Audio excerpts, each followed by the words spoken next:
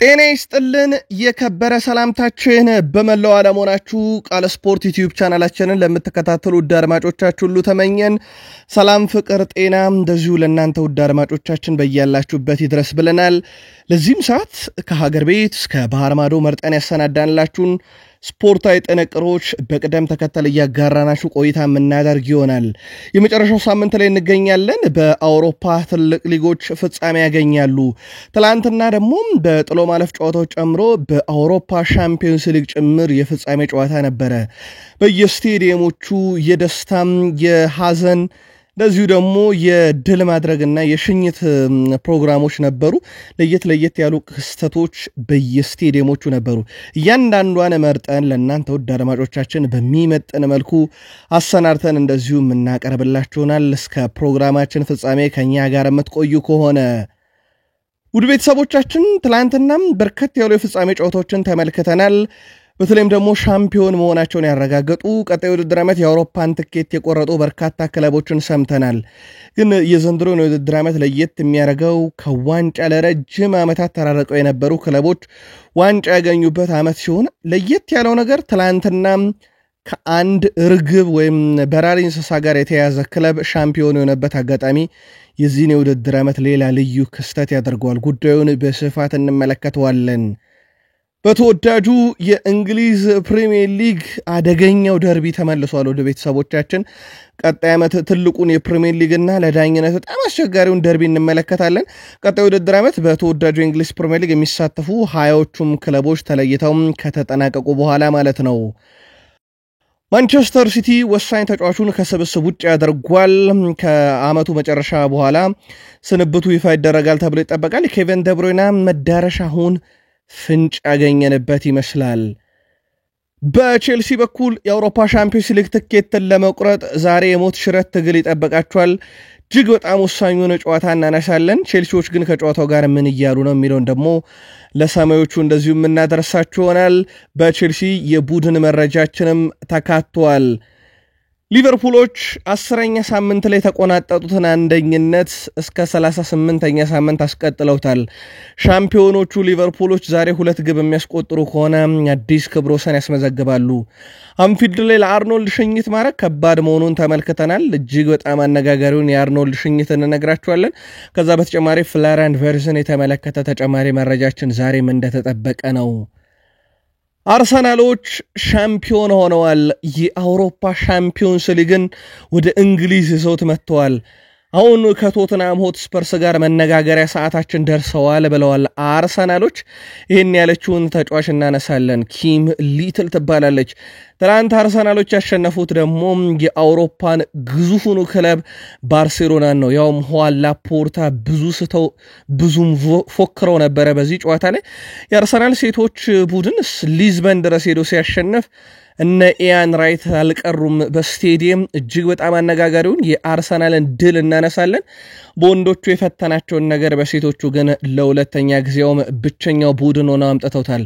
በአርሰናል ቤት የዝውውር መረጃን ጨምሮ በርከት ያሉ የቡድን ዜናና ዛሬ የሚጠበቀውን አርሰናል ቤት አንድ ሁነት እናደርሳችኋለን።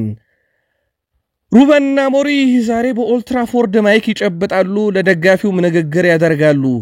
ከሳቸው ንግግር ግን ስለ ብሩኖ ፈርናንዴዝ ያሉትን ምናልባትም በዩናይትድ ይቆያል አይቆይም ለሚለው ጉዳይ ላይ ከጋዜጠኞች ጥያቄ ቀርቦላቸው የሰጡትን አነጋጋሪ ምላሽ እናደርሳችኋለን። የአሌሃንድሮ ጋርናቾ ስንብት ገና እሳቸውም ሲመጡ የጀመረ ነበረ። ጸባቸው ያሁን አይደለም። ከዩናይትድ ጋር በተያያዘ የተወሰኑ የዝውውር መረጃዎችን ለውድ አድማጮቻችን የምናጋራ ሲሆን ዛሬ የሚደረጉ በርከት ያሉ መርሃ ግብሮች ላይም እንደዚሁ ሰፋ ያሉ መረጃዎችን ለውድ አድማጮቻችን የምናጋራችሁ ይሆናል። እስከ ፕሮግራማችን ፍጻሜ ቆዩ። ላይክ፣ ሰብስክራይብ፣ ሼር ማድረግ እንዳይረሳ ውድ ቤተሰቦቻችን። ለሐሳብ አስተያየታችሁ አስቀድመን ምስጋናችንን አቀርበናል። ግን ላይክ ማድረግ እንዳይረሳ። ዛሬ በየስቴዲየሞቹ ከየክለቦቻችሁ ምን እንጠብቅ አጋሩን። አጠራጠር ያሉ ስፖርታዊ ጥንቅሮቻችንን ግን ዛሬም እኛ እንደ ሁልጊዜው ሀገራዊ ጉዳይ አስቀድመን እንጀምር። በኢትዮጵያ ፕሪሚየር ሊግ 31ኛ ሳምንት መርሃ ግብር ሀዲያ ሆሳዕና ከኢትዮ ኤሌክትሪክ ጋር ያደረጉት ጨዋታ 1-1 በሆናቸው ውጤት ተጠናቋል። ለሀዲያ ሆሳዕና ገና በ3ኛው ደቂቃ ጸጋቢ ይግዛው ግብ አስቆጠረ። ለኢትዮ ኤሌክትሪክ ደግሞ አቤል ሀብታሙ 24ኛው ደቂቃ ላይ አድርጎ ጨዋታው በዛው 1-1 ተጠናቀቀ። አንዳንድ ነጥብ መጋራታቸውን ተከትሎ ሀዲያ ሆሳዕና ነጥቡን 43 በማድረስ አምስተኛ፣ ኢትዮ ኤሌክትሪክ ነጥቡን 34 በማድረስ 14ኛ ደረጃ ላይ ተቀምጠዋል። እነኚህ ሁለት ክለቦች በ32ኛ ሳምንት የኢትዮጵያ ፕሪሚየር ሊግ ቀጣይ ሐሙስ አዳማ ከተማ ከሀዲያ ሆሳዕና፣ ወላይታ ዲቻ ከኢትዮ ኤሌክትሪክ ጨዋታቸውን የሚያደርጉ ይሆናል። ትላንት ያደረስናችሁ ውጤቶች ግን ለማስታወስ ያክል ድሬዳዋ ከተማ ባህር ዳር ከተማን 2-1፣ እንደዚሁ ሲዳማ ቡና ቅዱስ ጊዮርጊስን 1-0 ያሸነፉበት ጨዋታ ተጠቃሽ ሲሆን የኢትዮጵያ ፕሪሚየር ሊግ በ31ኛ ሳምንት መርሃ ግብር እንደዚሁ ዛሬም ሁለት ጨዋታዎች ቀጥለው የሚካሄዱ ነው የሚሆነው። ኢትዮጵያ ንግድ ባንክ የአምናው ሻምፒዮን በአዳማ ከተማን ያስተናግዳል። እንደዚሁ ወላይታ ዲቻ ከመቻል ጋር ጨዋታውን ያደርጋል። የአምናው ሻምፒዮን እንደነበረ እናስታውሳለን። የአምናው ሁለተኛ ቡድን እንደነበረ እናስታውሳለን። መቻል ዛሬ ከወላይታ ዲቻ ጋር በኢትዮጵያ ፕሪሚየር ሊግ 31ኛ ሳምንት መርሃ ግብራቸውን የሚያደርግ ይሆናል። ሄኖክ አዱኛ 107,000 የአሜሪካን ዶላር በካሳ መልክ ተካፍሎታል። ውድ ቤተሰቦቻችን ሄኖክ አዱኛ ባለፈው ዓመት የቅዱስ ጊዮርጊስ ቆይታውን ካገባደደ በኋላ ለግብፁ ሐራስ አል ሁዳድ ወይም ጥሩ ለተባለ ክለብ ለመጫወት ባለፈው ክረምት ነበረ ወደ ካይሮ ግብፅ ያመራው። በክለቡ ቢኖረውም ከወራት ቆይታ በኋላ ከክለቡ ጋር ያለው ቆይታም ሳይታሰብ ይቋረጣል። አንዳንድ መረጃዎች እንደሚያመለክቱት አሰልጣኙ ቢፈልጉትም የቦርድ አመራሮች ግን እንዴት ኢትዮጵያዊ ተጫዋች የመከላከያ ቡድናችን አባል ይሆናል በማለት እንዲሰናበት እንደተደረገ ነው ይፋ የተደረገው። እንግዲህ ይህ ከሆነ በኋላም እንግዲህ ሄኖክ አዱኛ ደሞዝ ባለመከፈሉና በአጠቃላይ ለካሳ ለፊፋ ይግባኝ ከጠየቀ በኋላ በዚህ መሰረት ፊፋ ለሄኖክ አዱኛ የግብፁ ክለብ ካሳ እንዲከፍለው ጠይቋል። በዚህ መሰረት 107,000 የአሜሪካን ዶላር ምናልባት በዛሬው ገበያ ላይ ከመታ ነው ወደ 14,526,837 ብር ከ83 ሳንቲም እንዲከፈለው ነው የእግር ኳስ የበላይ ጠባቂው ፊፋ ለሄኖክ አዱኛ ፍርድ የሰጠው ማለት ነው። ስለሆነም ተጫዋቹ ካሳ በዚህ መልኩ ተቀብሏል። ውድ ቤተሰቦቻችን ቃል ስፖርት ዩቲዩብ ቻናላችን ላይ ናችሁ። ከባህር ማዶ ያገኘናቸው ተጨማሪ ስፖርታዊ ጥንቅሮቻችን እንሻገር። በድጋሜ መልካም ቆይታ ተመኘን። የፈረንሳዩ ክለብ ፓሪስ ሰን ዠርሜን ከሬሚስ ጋር ያደረገውን የኮፕ ደ ፍራንስ የፍጻሜ ጨዋታ 3-0 በሆነ ውጤት ድል ማድረግ ችሏል። ግቦቹን ኒኮላ ባርኮላ 16ኛውና 19ኛው ደቂቃ እንደዚሁም አሽራፍ ሐኪሚ 43ኛው ደቂቃ ላይ ማስቆጠር ችለዋል። ፒኤስጂ 16ኛ የኮፕ ደ ፍራንስ ዋንጫቸውን ነው ማሳካት የቻሉት። በአሰልጣኝ ሉዊስ ኤንሪኬ የሚመራው ፓሪስ ሰን ዠርሜን ዘንድሮ ብቻ የፍራንስ ሊጋ፣ የፍራንስ ሱፐር ሊግ እና ኮፕ ደ ፍራንስን አሸንፈዋል። አሁን የቀራቸው አንድ ፍጻሜ ነው። የፊታችን ቅዳሜ በሙኒክ አሊያንዝ አሬና ከኢንተር ሚላን ጋር ቅዳሜ ምሽት 4 ሰዓት ላይ የሚያደርጉት የአውሮፓ ሻምፒዮንስ ሊግ ፍጻሜ ጨዋታ ማለት ነው። ብራንደል ባርኮላ 16ኛውና 19ኛው ደቂቃ ላይ ግብ ሲያስቆጥር ሁለቱንም ኳሶች አሲስት ያደረገለት ዲዛየር ዱዊ ነው። ሁለቱ ወጣት ተጫዋቾች እጅግ በጣም አስደናቂ መሆናቸውን ትላንት ምሽት አስመልክተውናል። በቀጣይ ዓመትም እንደዚሁ ሁለቱ ጥምረት በትልቁ ይጠበቃል። ታዲያ ፓሪስ ሰን ዠርሜን ትላንት አሸናፊ መሆኑን ተከትሎ ስትራስቡርግ በቀጥታ ለሚቀጥለው የውድድር ዓመት የአውሮፓ ኮንፈረንስ ሊግ ተሳታፊ መሆኑን ሲያረጋግጥ፣ ኦሎምፒክ ሊዮን ደግሞ በቀጥታ የዩሮፓ ሊግ ተሳታፊ መሆናቸውን አረጋግጠዋል። ምስጋና ለፓሪስ ሰን ዠርሜን ይግባና ማለት ነው። ስታድ ሬሚስ አሸንፎ ቢሆን ኖሮ ግን ይህ ነገር ያከትምለት ነበርና ለማንኛውም ፓሪስ ሰን ዠርሜን ማሸነፉ ስትራስቡርግና ኦሎምፒክ ሊዮንን በብዙ ጠቅሟል ማለት ነው። ሌላኛው ሲጠበቅ የነበረው የፍጻሜ ጨዋታ የዲኤፍቢ ፖካል የጀርመን ነው። በጀርመን በነበረው የዲኤፍቢ ፖካል ጨዋታ ደግሞ አሸናፊ የሆነው ስቱትጋርት ነው። ስቱትጋርት በታሪካቸው ለአራተኛ ጊዜ የዲኤፍቢ ፖካል የጀርመን ዋንጫ አሸናፊ ሆነዋል። በ1996-97 ወዲህ ለመጀመሪያ ጊዜ ነው ድል ማድረግ የቻሉት። ትላንትና 4-2 በሆነ ውጤት ድል ካደረጉ በኋላ የጀርመን የዲኤፍቢ ፖካል አሸናፊ ሆነዋል። ምናልባት ይህን ዋንጫ እንግዲህ ባለፈው የውድድር ዓመት የጀርመን ቡንደስሊጋው ሻምፒዮን ባየር ሌቨርኩሰን ነበር ያሳካው። በነገራችን ላይ ብዙ ጊዜ ይሄ እንደዚህ አይነት የጥሎ ማለፍ ጨዋታዎችን ትልልቅ ክለቦች ነበሩ ሲያነሱ የምንመለከተው። ዘንድሮ ግን በተቃራኒው ነው እየሆነ ያለው። ዘንድሮ እንኳን በእንግሊዝ ካራባው ካፑንም ኤፍኤ ካፑንም ያነሱት የፕሪሚየር ሊግ ሻምፒዮን የሆኑ ክለቦች እንዳልሆኑ ይታወቃል። ሌላኛው ከ35 ዓመት በኋላ ሻምፒዮን የሆኑት በስኮቲሽ የዋንጫ ጨዋታ የሊጉን ሳይሆን የጥሎ ማለፉን ጨዋታ አበርዲኖች ናቸው። 35 ዓመት ጠብቀዋል። ለየት የሚያደርገው ነገር ውድ ቤተሰቦቻችን የአበርዲን ድልን ለየት የሚያደርገው ከ35 ዓመት በፊት የስኮቲሽ ካፕን ያሳኩት ሴልቲክን በፍጹም ቅጣት ምት አሸንፈው ነበረ። ከ35 ዓመት በኋላም አበርዲን የስኮቲሽ ካፕን ዋንጫ ሲያነሱ ሴልቲክን በተመሳይ በፍጹም ቅጣት የምታሸንፈው ነው። ጨዋታው 1-1 ነበር የተጠናቀቀው። ሌላው ግን ለየት የሚያደርገው ነገር እንንገራችሁ ውድ ቤተሰቦቻችን፣ ይህ የውድድር ዓመት ከአዋፋት ወይም ከበራሪ እንስሳ ጋር የተያዙ ስማቸው የተያዘው የአርማቸው ላይ ያለ ክለቦች ዋንጫ እያነሱ ነው። በቅጽል ስማቸው ወፎቹ በመባል የሚታወቁት አበርዲኖች ናቸው ትላንትናም ድል ያደረጉት። ስለዚህ በፕሪሚየር ሊግ ሊቨርፑል፣ ከዛ ፓላስ፣ ኒካስል፣ ቶትናም፣ አሁን ደግሞ አበርዲን ዘንድሮ የበራሪ እንስሳት ዓመት ነው ማለት ይቻላል። በሊግ ደረጃ በጣሊያን ሴሪ መጨረሻ ሳምንት መርሃ ግብሩን ያደረገው ኤስ ሚላን ሞንዛን 2-0 በሆነ ውጤት ድል ማድረግ ችሏል። ኤስ ሚላን የማሸነፊያ ግቦች ጆኦ ፍሌክስ እና ጋቢያ ከመረብ ማሳረፍ ችለዋል። ኤስ ሚላን በውድድር ዓመቱም 63 ነጥቦችን በመሰብሰብ ዓመቱን ማጠናቀቅ ሲችል፣ በዚህ ነጥብ ግን የትኛውም የአውሮፓ መድረክ ትኬትን እንደማይቆርጥ ይታወቃል። ስለዚህ ቀጣይ ውድድር ዓመት ኤስ ሚላንን በየትኛው መድረክ አንመለከተውም።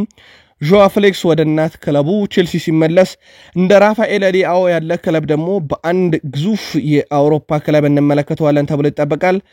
ትላንትና ኤስ ሚላን ግን ዓመቱን በድል አጠናቋል።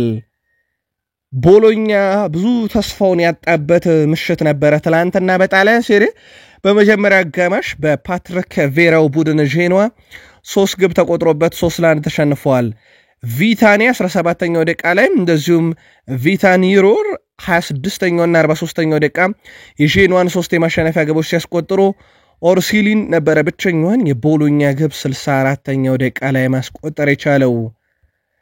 በማንቸስተር ሲቲ በጥብቅ የሚፈለገው ኤስ ሚላኑ አማካይ ሆላንዳዊ ቲያኒ ራንደርስ የጣሊያን ሴሪኤ የዓመቱ ምርጥ አማካይ ተጫዋች ተብሎ እንደዚሁ ከጨዋታው በኋላ ሲመረጥ፣ የሪያል ማድሪዱ ኒኮ ፓዝ በውሰት ባለበት ኮሞም የጣሊያን ሴሪኤ የዓመቱ ምርጥ ወጣት ተጫዋች ተብሎ ተመርጧል። በእርግጥ ይህ ተጫዋች ዳግም ወደ ሪያል ማድሪድ በዚህ ክረምት ይመለሳል ተብሎ ይጠበቃል። እጅግ በጣም አስደናቂ ውድድር ዓመትን በሴስክ ፋብሬጋሱ ቡድን ኮሞ ካሳለፈ በኋላ የዓመቱ ምርጥ ወጣት ተጫዋች ተብሎ እንደዚሁ መመረጥ ችሏል። ስኮት ማክቶሚኔ የጣሊያን ሴሪኤ የዓመቱ ምርጥ ተጫዋች ተብሎ እንደዚሁ እንደተመረጠ ቀደም ባለው መረጃችን አድርሰናችሁ ነበረ።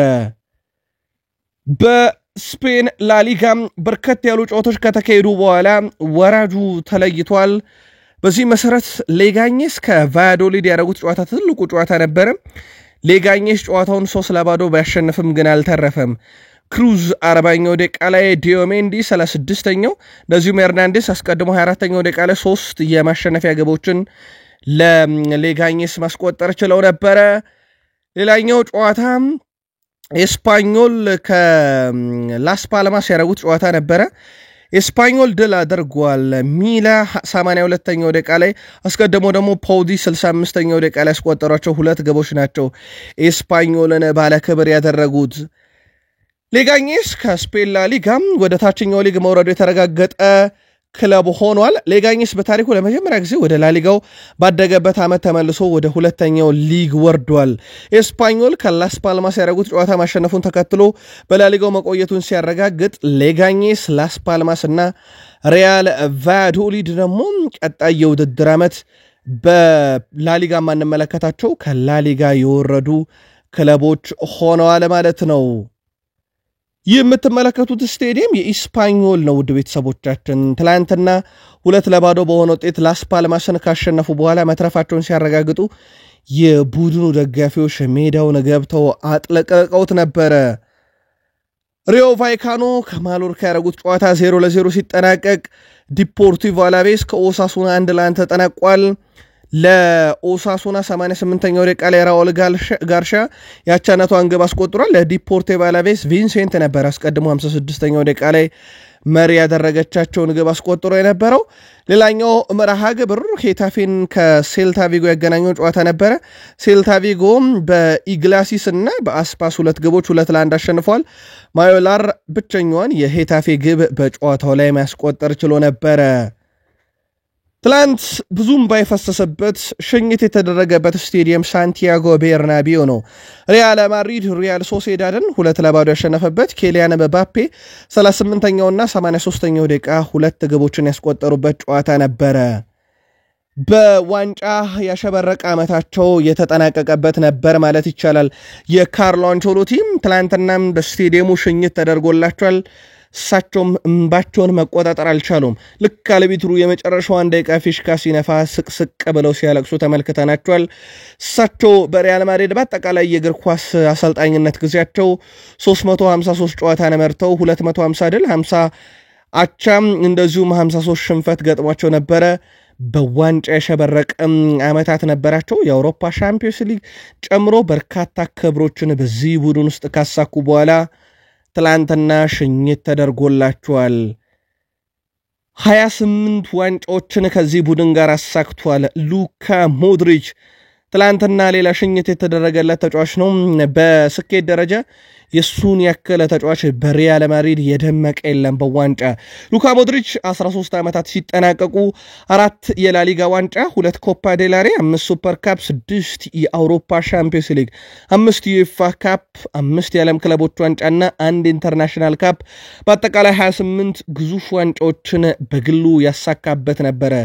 ትላንትና በይፋ በክብር ከሪያል ማድሪድ ጋር ተለያይቷል። ሉካ ሞድሪች የሪያል ማድሪድ አማካይ ስፍራ ተጫዋች ሉካ ሞድሪች በሳንቲያጎ በርናቤው የሪያል ማድሪድ የመጨረሻ ጨዋታውን ነው ትላንት ያደረገው።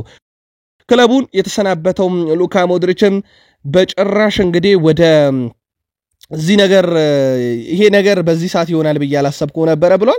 ነገር ግን ጊዜው ደርሷል። አሁን ጊዜው ደርሷል። በጭራሽ እንዲመጣም አልፈልገው ጊዜ ነበር ያለው። ከሪያል ማድሪድ ጋር በርካታ ስኬቶችን አስመዝግበናል ያለው ሉካ ሞድሪች ትልቅ ሽልማት የእናንተ ፍቅር ነው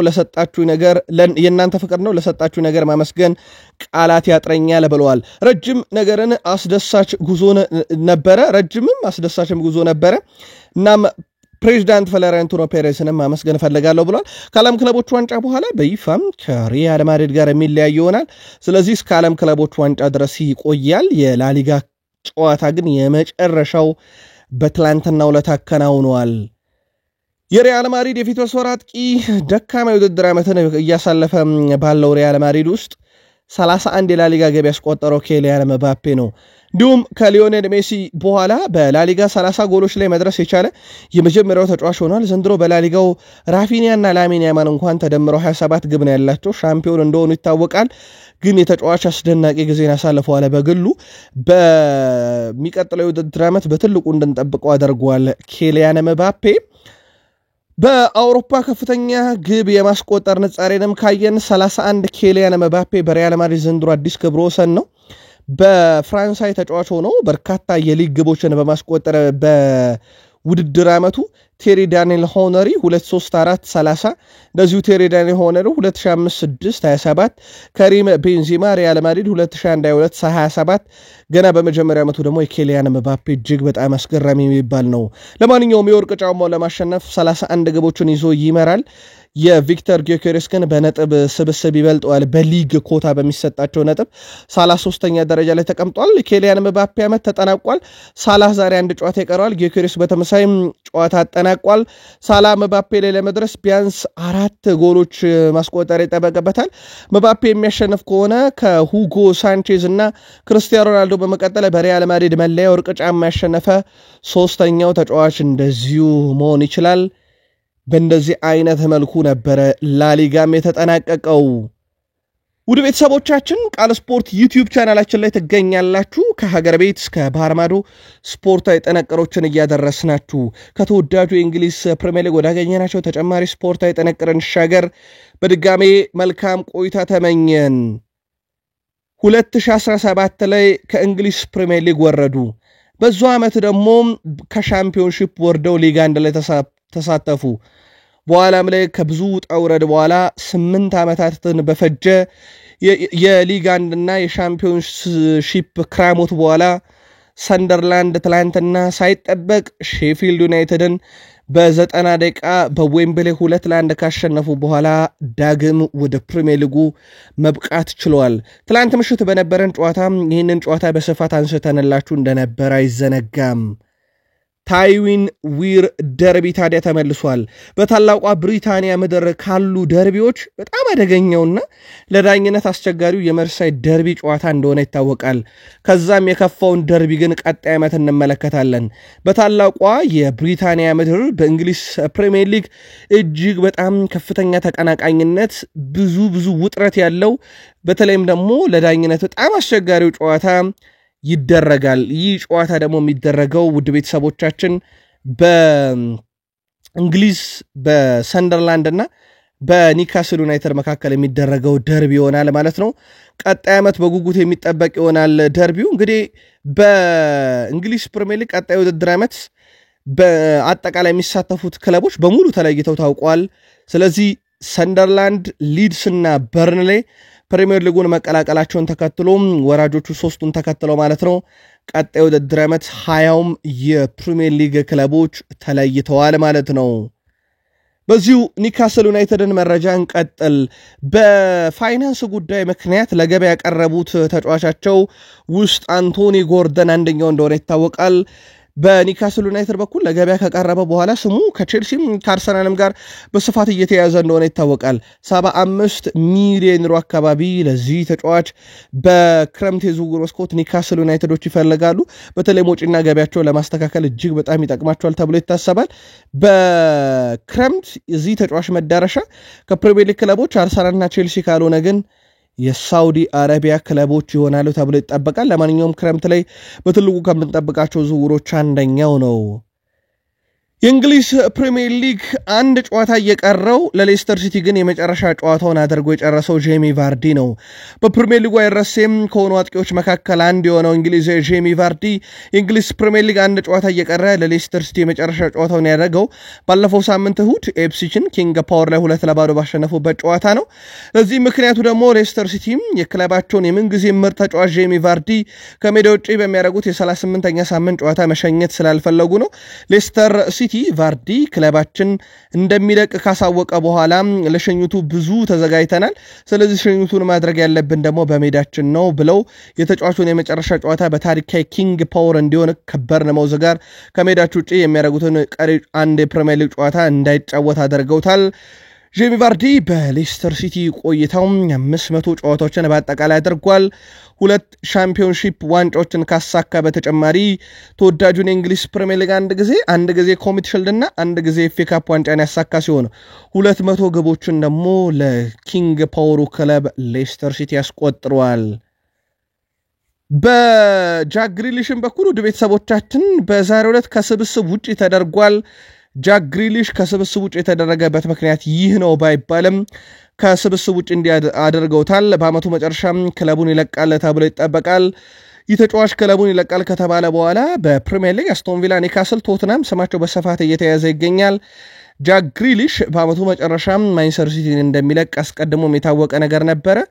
ስለዚህ የመጨረሻ ጨዋታውን እንደማያደርግ በ38ኛ ሳምንትም ታውቋል። ናፖሊዎች እጅግ በጣም ቀርበዋል። ኬቨን ደብሮይነን ለማስፈረም የ3 ዓመት ኮንትራት አቀርበውለታል። 27 ሚሊዮን ዩሮ ለ3 ዓመት በደሞዝ መልክ ያቀርቡለታል።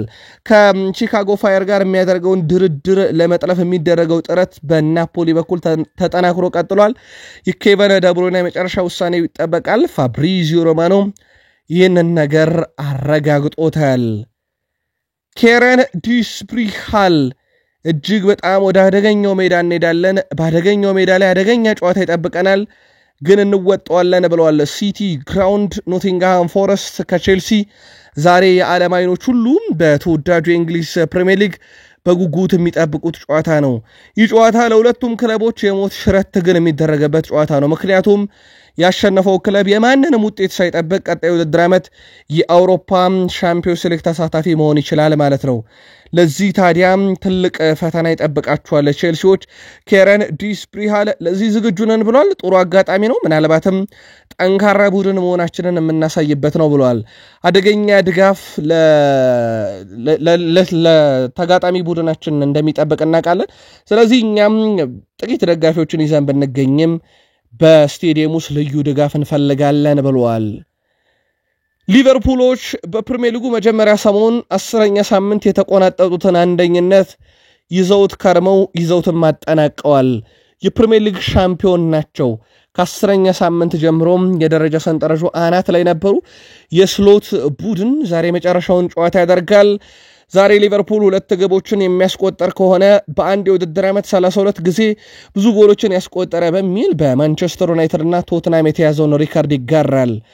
ሳላህ ደግሞ እንደ ተጫዋች በአንድ ግብ ላይ መሳተፍ የሚችል ከሆነ በእንግሊዝ ፕሪሚየር ሊግ የአለን ሺረር እና የኮልን ሪካርድ በመጋራት በፕሪሚየር ሊግ ውስጥ በአንድ የውድድር ዓመት ብዙ የግብ አስተዋጽኦን ያደረገ 47 በማበርከት ሪካርዱን እንደዚሁ መጋራት የሚችል ይሆናል።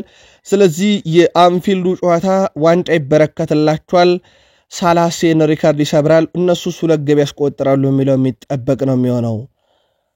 አንፊልድ ሮድ ስቴዲየም ላይ ሽኝት ማድረግ ለአርኖልድ የማይታሰብ ከሆነ በኋላ የሊቨርፑል ተጫዋች አባላት ለአርኖልድ የመጨረሻ ልምምር ላይ ደማቅ ሽኝት አደርገውለታል። ለሪያል ማድሪድ የምሰጠው የመጀመሪያ ወይም ለዣቪ አሎንሶ የምሰጠው የመጀመሪያ ስጦታ እንዳሉት ይታወቃል ይህን ተጫዋች አርኔ ስሎት።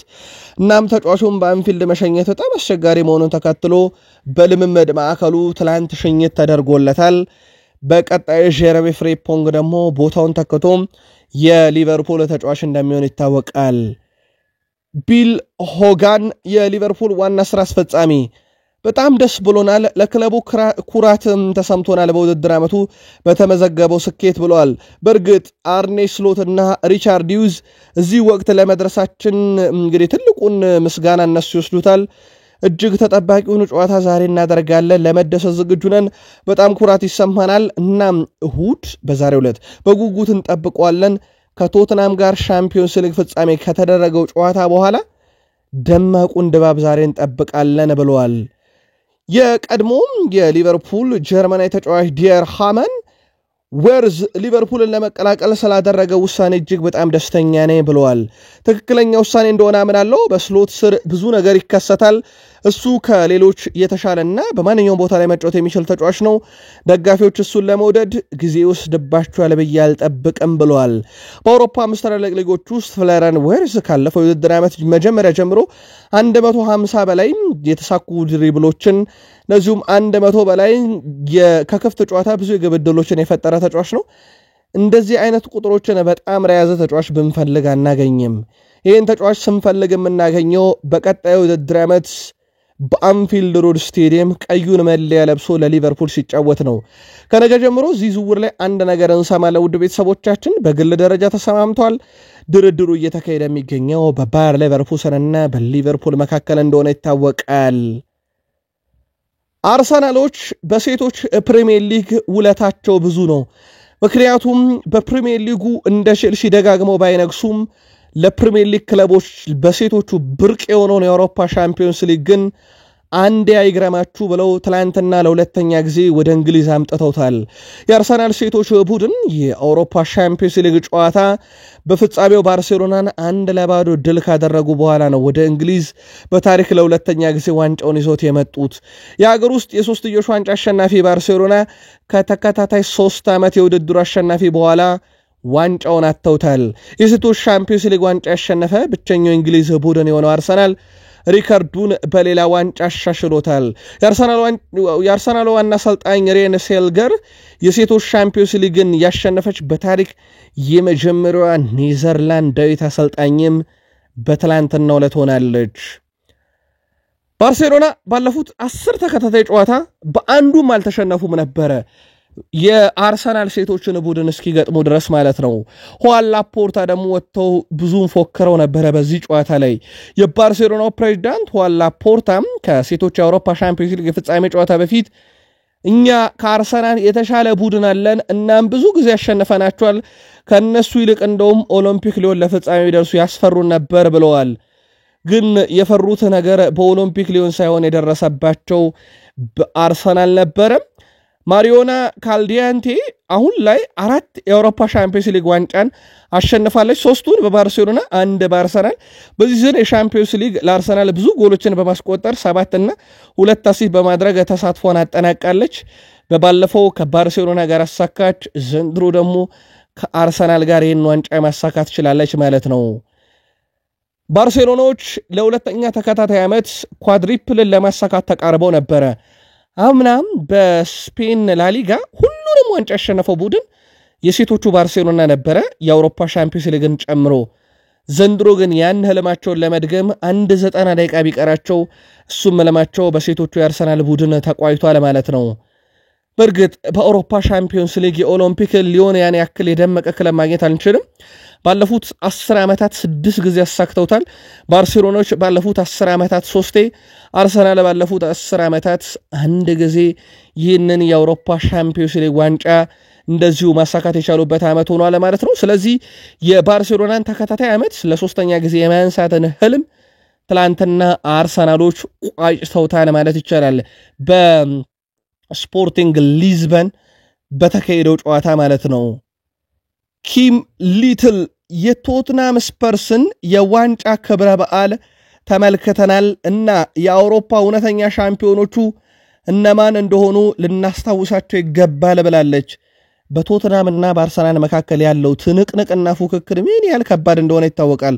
ከሰሞኑ እንደውም የቶትናም ሆትስፐርስ ደጋፊዎች አርሰናል ራሱ እንግዲህ መድፉ ላይ እርግብ ወይም በራሪ እንስሳ ካላስቀመጡ ዋንጫ ይበሉም ብለው እስኪቀልዱባቸው እንደውም እነ ሰንሁንግሚን እነ ማዲሰን ለንደን ነጭ ናት እያሉ ነበረ። ትናንትና ደግሞ ኪም ሊትል አሁን ለስፐርሶች ምላሽ የምንሰጥበት ሰዓት ደርሷል።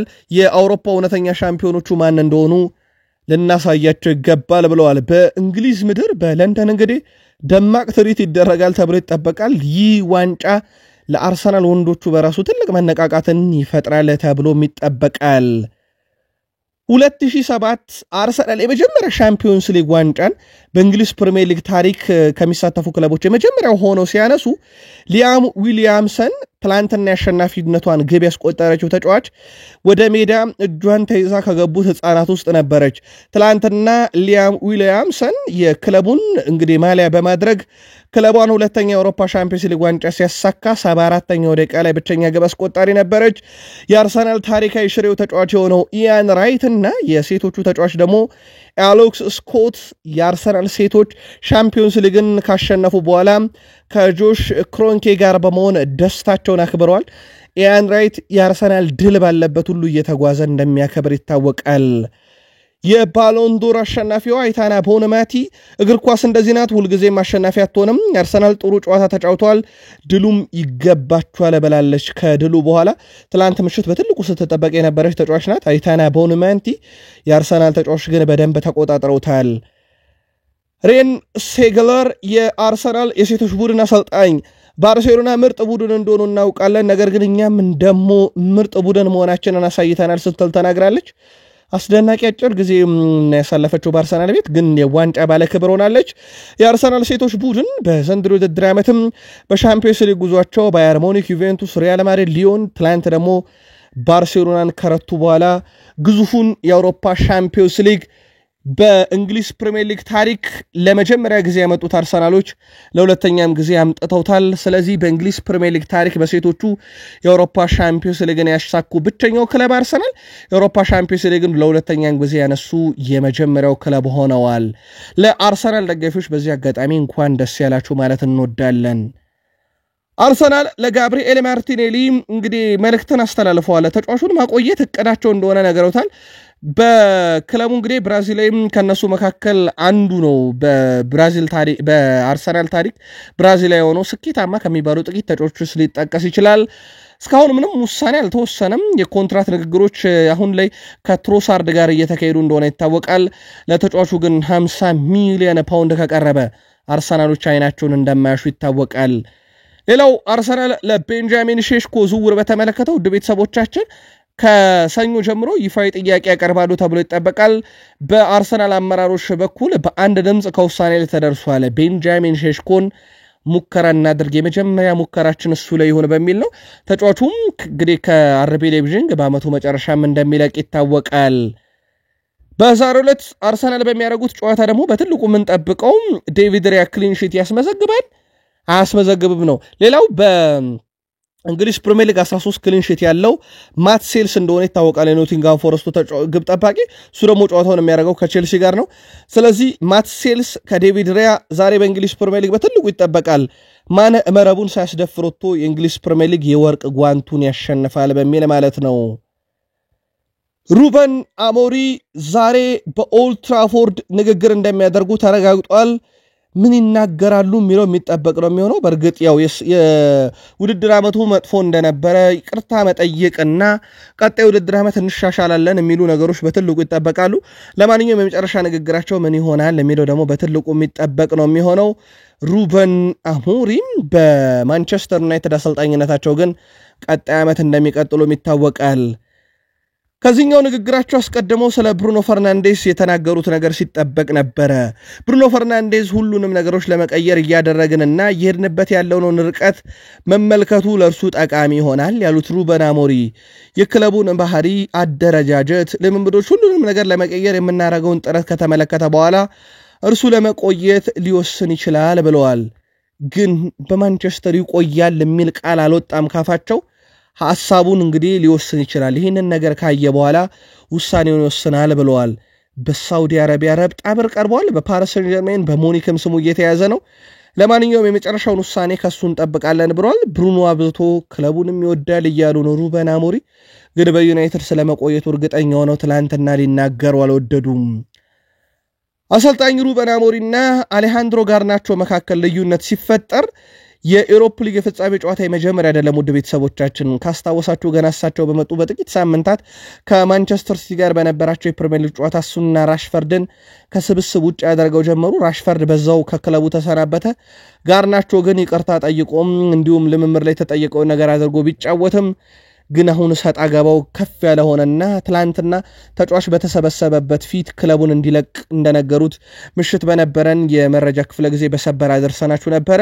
ለማንኛውም ከክለቡም እንግዲህ የተረጋገጠው ምንጭ በሁለቱ መካከል የነበረው ሰጣ ገባ እጅግ በጣም ሰፊ መሆኑን ነው።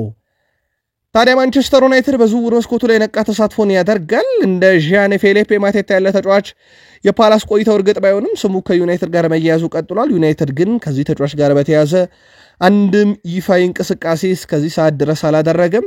ግን ወደ ዩናይትድ የሚመጡ ተጫዋቾች እንዳሉ እርግጥ ነው። ለአብነት ያክል በግብ ጠባቂ ደረጃ የሚጫወተው አንድሬ ኦናናን ፈላጊ እያፈላለጉለት እንደሆነ ይታወቃል። አዲሱ የባየር ሌቨርኩሰን አሰልጣኝ ነበሩ ወደ ዩናይትድ ያመጡት ኤሪክ ቴን ሃግ። ምናልባት በአያክስ ያውቁታል፣ ከዛ በኢንተር አስደናቂ ነበረ፣ ወደ ዩናይትድ አመጡት። አሁን እስከ ዩናይትድ ይህን ግብ ጠባቂ ወስዱታል ወይ በቀጣይ ይጠበቃል። አሁን የአያክስ አሰልጣኝ መሆናቸው ግን ሊወስዱት ይችላሉ የሚሉ መረጃዎች በስፋት እንዲወጡ እያደረገም ይገኛል። አትሌቲኮ ማድሪድ ደግሞ በውሰት ለሪያል ቤት እየተጫወተ የሚገኘውን የማንቸስተር ዩናይትዱን ተጫዋች አንቶኒን ካሳየው አስደናቂ ብቃት በኋላ በክረምት ለማስፈረም ከማንቸስተር ዩናይትድ ጋር ንግግር ለማድረግ ወደ እንግሊዝ እንደሚመጡ ተረጋግጧል። የማንቸስተር ዩናይትድ ውሳኔ ተጫዋቹን እስከ 32.5 ሚሊዮን ፓውንድ በቀጥታ መሸጥ እንደሆነ ይታወቃል። ዛሬ በእንግሊዝ ፕሪሚየር ሊግ ውድ ቤተሰቦቻችን ማንቸስተር ዩናይትዶች ከአስቶን ቪላ ጋር ነው ጨዋታቸውን በኦልድ ትራፎርድ የሚያደርጉት። የመጨረሻ ሳምንት ጨዋታ ለዩናይትድ ሩበን አሞሪም ይህን ጨዋታ ላይ ማሸነፍ እንሰራለን ብለዋል። ምናልባት ማሸነፋቸው 16ኛ ሆኖ ለማጠናቀቃቸው ዋስትና እንዲሰጣቸው ያስችላል እንጂ ለዩናይትድ 17ኛ ሆኖ መጨረስ በዛን ያክል ደረጃ ዓመት ማሳመር አይሆንም። መጥፎ ሲዝን ኦልሬዲ ተጠናቋል ለዩናይትድ። ለማንኛውም ዛሬ በኦልድ ትራፎርድ ከአስቶን ቪላ ጋር የሚያደርጉት ጨዋታ ይጠበቃል። አስቶን ቪላ ይህን ጨዋታ ማሸነፍ ቀጣዩ ውድድር ዓመት የትኛው አውሮፓ መድረክ ላይ ይሳተፋል የሚለውን ይወስንለታልና ለቪላም ዛሬ ትልቅ ጨዋታ ይሆናል ተብሎ ይጠበቃል። ትልቁ ጨዋታ ግን ዛሬ በእንግሊዝ ፕሪሚየር ሊግ ሁሉም ጨዋታዎች በነገራችን ላይ ወደ ቤተሰቦቻችን አመሻሽ 12 ሰዓት ነው የሚካሄዱት ምናልባት ጨዋታዎችን ለማስታወስ ያክል 12 ሰዓት ላይ ቪታሊቲ ላይ በርንማውዝ ከሌስተር ክራቨን ኮቴጅ ፉልሃም ከሲቲ እንደዚሁም ፖርትማን ሮድ ስቴዲየም ኤፕስዊች ከዌስትሃም አንፊልድ ሮድ ስቴዲየም ሊቨርፑል ከፓላስ ኦልድ ትራፎርድ ዩናይትድ ከአስቶን ቪላ በሴንት ጄምስ ፓርክ ስቴዲየም ኒውካስል ከኤቨርተን በሲቲ ግራውንድ ኖቲንግሃም ፎረስት ከቼልሲ ሴንት ሜሪ ላይ ሳውዝሃምፕተን ከአርሰናል ቶትናም ሆትስፐር ስቴዲየም ቶትናም ከብራይተን እንደዚሁም ወልቭስ ሞሊኒክስ ስቴዲየም ላይ ወልቭስ ከብራይተን የሚያደርጉት ጨዋታ ይጠበቃል እኛ በትልቁ የምንጠብቃቸው ጨዋታዎች ግን 4 ናቸው ወደ ቤተሰቦቻችን ይሄም ፉልሃም ከማንቸስተር ሲቲ ክራቨን ኮቴጅ ላይ የሚደረገው ጨዋታ ይሄ የአውሮፓ ሻምፒዮንስ ሊግን ይወስናል ሌላኛው የምንጠብቀው ጨዋታ አለ ማንቸስተር ዩናይትድ ካስቶን ቪላ ኦልድ ትራፎርድ ላይ ከዛ ቀጥሎ የምንጠብቀው ጨዋታ አለ ኒውካስል ዩናይትድ ከኤቨርተን ሴንት ጄምስ ፓርክ ስቴዲየም ላይ ኖቲንግሃም ፎረስት ከቼልሲ የሚያደርጉት ጨዋታ ደግሞ ሲቲ ግራውንድ ላይ ዛሬ በትልቁ የሚጠበቁና ቀጣይ ውድድር ዓመት የአውሮፓን መድረክ የሚወስኑ 4 ጨዋታዎች ናቸው የኢትዮጵያ ፕሪሚየር ሊግ ኢትዮጵያ መድን ከአዳማ ከተማ ወላይታ ዲቻ ከመቻል ያረጋሉ በጣሊያን ሴሪ ኤ አታላንታ ከፓርማ ኢምፖሊ ከቬሮና ላዚዮ ከሊቼ ቶሪኖ ከሮማ ዩዲኒዜ ከፊዮረንቲና ቬንዚያ ከዩቬንቱስ የመጨረሻ ሳምንት የዛሬ ጨዋታዎች ናቸው በስፔን ላሊጋም የመጨረሻ የላሊጋ 4 ጨዋታዎችን እንመለከታለን ዢሮና ከአትሌቲኮ ማድሪድ ቪላሪያል ከሴቪያ አትሌቲኮ ቢልባኦ ከባርሴሎና ዛሬ የመጨረሻ የሊግ ጨዋታዎች እንደዚሁ የሚደረግ ይሆናል ትላንት በኢትዮጵያ ፕሪሚየር ሊግ 3 ጨዋታዎች ድሬዳዋ ከተማ ባህር ዳር ከተማን 1-2 ሲዳማ ቡና ቅዱስ ጊዮርጊስን 1-2 ሀዲያ ሆሳዕና ከኢትዮ ኤሌክትሪክ 1-1 ሲጠናቀቅ በጣሊያን ሴሪ ጄኖዋ ቦሎኛን 3-1 ኤሲ ሚላን ሞንዛን 2-2 አሸንፈዋል በስፔን ላሊጋም ተጠባቂ ጨዋታዎች ሪያል ማድሪድ ሪያል ሶሴዳድን 2-2 ኤስፓኞል ላስ ፓልማስን 2-2 ሌጋኝስ ቫያዶሊድን 3-2 አላቬስ ኮሳሱና 1-1 ሴልታ ቪጎ ሄታፌን 2-1 ሪዮ ቫይካኖ ማሎርካን ጋር ያደረጉት ጨዋታ 0-0 ነበር የተጠናቀቀው ትላንትና ከነበሩ ጨዋታዎች ውስጥ በጥሎ ማለፍ ጨዋታዎችና በድል ደረጃም የተጠናቀቁ ጨዋታዎች ነበሩ ፓሪስ ሰን ዠርሜን በኮፕ ደ ፍራንስ 3-2 አሸንፎ ዋንጫ ያነሳበት አበርዲኖች በስኮቲሽ ካፕ ዋንጫ ያነሱበት እንደዚሁ ደግሞ በዲኤፍፒ ፖካል ስቱትጋርት የጀርመን ዲኤፍፒ ፖካል ያሸነፈበት እንደዚሁም በሴቶቹ አርሰናል የአውሮፓ ሻምፒዮንስ ሊግ ዋንጫ ያሸነፉበትና ሰንደርላንድ ወደ ተወዳጁ የእንግሊዝ ፕሪሚየር ሊግ ማለፋቸውን ያረጋገጡበትም ቀን ነበር ቃል ስፖርቶች ነን ልዩ የሆኑ መረጃዎችን ለየት ባለ መንገድ በሳምንት 7ቱንም ቀን በቀን 2 ጊዜ በወር 60 ጊዜ ታገኙናላችሁ ያውኑን ጥንቅር እዚህ ጋር ነው የምናበቃው ለነበረን ጊዜ ከልብ አመሰግን ሰናይ ቀን